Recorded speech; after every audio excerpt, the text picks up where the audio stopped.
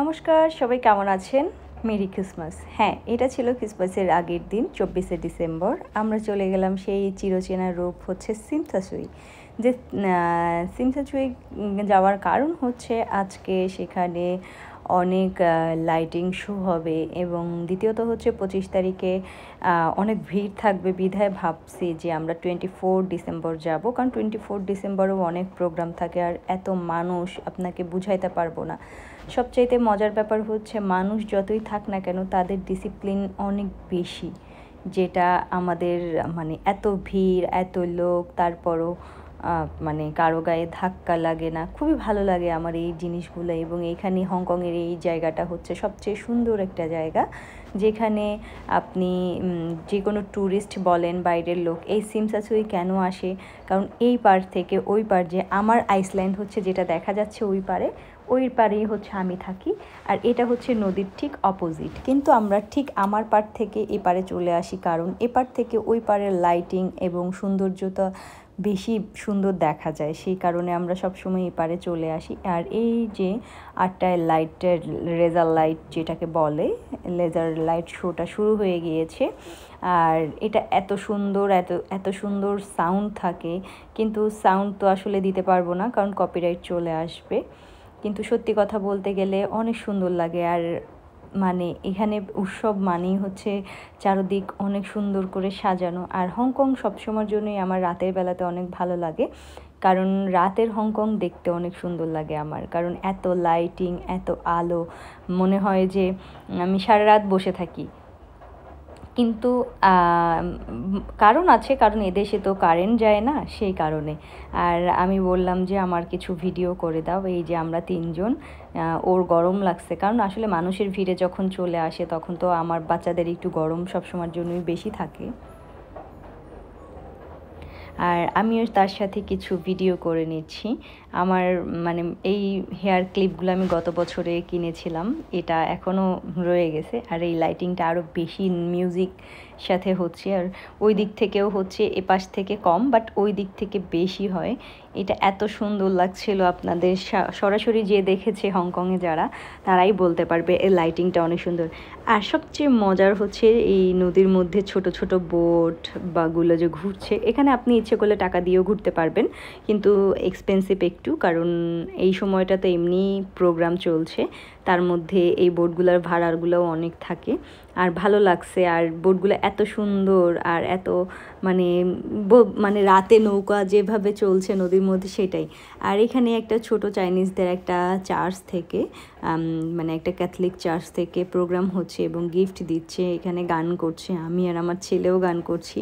আমার খুব ভালো লাগতেছিল। আর ওদের প্রোগ্রামগুলো আসলে সবাই যে সম্মিলিত হয় এটা আমার ভালো লাগে, আমার ছেলেও বলে। আর এটা হচ্ছে হংকংয়ের সেই সুন্দর প্যানেনসুলা, এবং প্যানেনসুলাটা অনেক সুন্দর করে সাজাইছে, শ্যানেলেরই থেকে দেখলাম, অনেক ভালো লাগছে প্যানেনসুলা আমি দূর থেকে। আর প্যানেনসুলার বরাবরই নিউ ইয়ার সামনে, ক্রিসমাস, বড়দিন সব কিছু মিলাইয়ে আসলে প্যানেনসুলা অনেক সুন্দর সাজুগুজু করায়। আর এই ছোট ভিডিওটা হচ্ছে আমার ছেলের নেওয়া, আমার ছেলেকে বলেছিলাম, আমার ছেলে অনেক সুন্দর করে ভিডিও এখনও তেমন একটা করতে পারে না বাট চেষ্টা করে। আর এই যে আমরা মা ছেলে গান করছিলাম, wish you merry Christmas and wish you merry Christmas and wish you merry Christmas, happy new year. আর প্যানেনসুলা সত্যি এত সুন্দর করে সাজাইছে, মানে দেখতেই অন্যরকম লাগছিল। আর সামনে নিউ ইয়ারে আরও সুন্দর করবে, আশা করি নিউ ইয়ারের সময় আসবো। আর সত্যি কথা বলতে গেলে এখানে মানে এত লোক ভিড়, কিন্তু ডিসিপ্লিনে, আর এদের মার্জিত সবাই অনেক সুন্দর, এর জন্য আমার খুব ভাল লাগে। আর দেখেন আপনারা কত মানুষ, কিন্তু কারো গায়ে ধাক্কা নাই। এখানে অনেক ফ্রি জিনিসও পাওয়া যায়, অনেক প্রমোশনের কাজ করে, সেগুলো আমরা 2টা পেয়েছি। আর হারানোর কোনো ভয় নাই, কারণ এখানে আপনি হারাবেন না, এখানে হারানোর কোনো ভয় নাই। যে কোনো বাচ্চা ইজিলি তার বাসায় যেতে পারবে এবং অনেক পুলিশ থাকে, সিকিউরিটি থাকে, যে কোনো প্রবলেম হলে আপনি হেল্প নিতে পারবেন।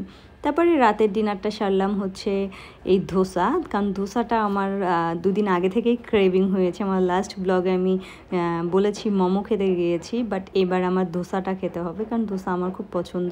আর এটা আমরা মশলা ধোসা নিয়েছিলাম।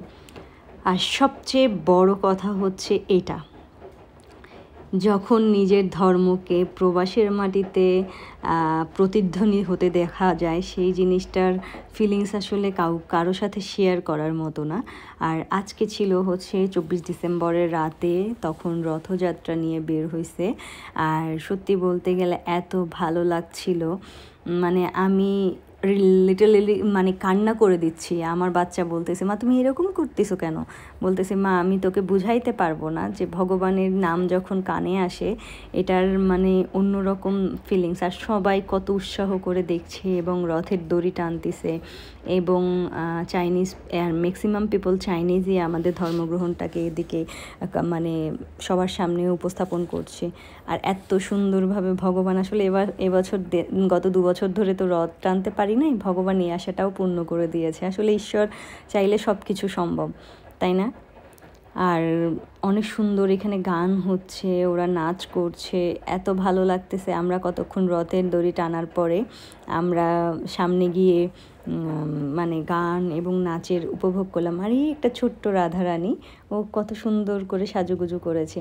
এই যে দেখেন সবাই কত সুন্দর নাচ করছে। এটাই হচ্ছে আসলে ধর্ম। আসলে কি বলবো, আমি প্রত্যেকটা ধর্মকে আমি সম্মান করি, কারণ যার যার ধর্ম সবার কাছেই রেসপেক্টের একটি জায়গা। ধর্ম নিয়ে কখনোই কথা বলা উচিত না আমি মনে করি। বাট আমি বলবো যে ভগবান আসলেই মনের কথা বুঝতে পারে। এই যে আমরা আজকে ঘুরতে এসে এইভাবে যে ভগবান দর্শন পাবো, সেটা আসলে ভাবার একটা অন্যরকম বিষয়।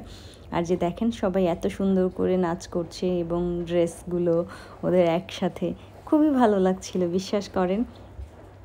আর সবাইকে বলবো আমার এই ব্লগ কেমন লাগলো সেটা অবশ্যই জানাবেন। তারাও চলে যাচ্ছে, আমরাও এখন বাসার দিকে যাব, আর অনেক রাত হয়ে গিয়েছে। আর সবাইকে বলবো আমার ব্লগ যদি ভালো লাগে প্লিজ লাইক শেয়ার কমেন্ট করবেন, আর অবশ্যই আপনাদের মন্তব্যটা আমাকে জানাবেন। আর ভালো লাগলে অবশ্যই একটা আমার পেজকে ফলো করবেন, আশা করি আপনাদের ভালো লাগবে। আর সবাইকে বলবো যে যেখানে থাকেন সুস্থ থাকেন, সাবধানে থাকেন, সবার সাথে এক পরিবারকে নিয়ে একসাথে থাকেন, এটাই হচ্ছে বড় কথা।